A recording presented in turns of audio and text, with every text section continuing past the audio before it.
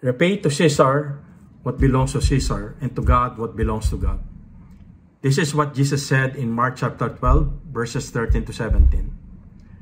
And we know how much we repay Caesar, or how much we repay government through our taxes, maybe 20%, 25%, 30%.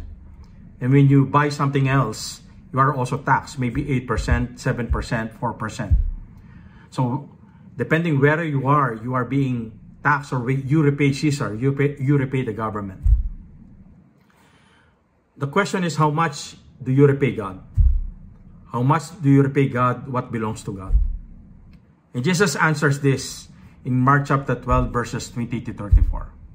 And he said, love the Lord your God. You shall love the Lord your God with all your heart, with all your soul, with all your mind, and with all your strength. We gave God 100%. We gave God our all.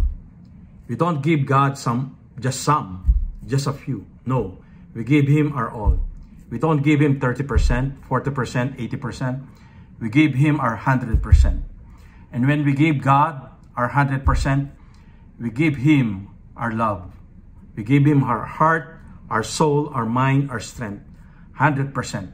We give Him our all. Amen.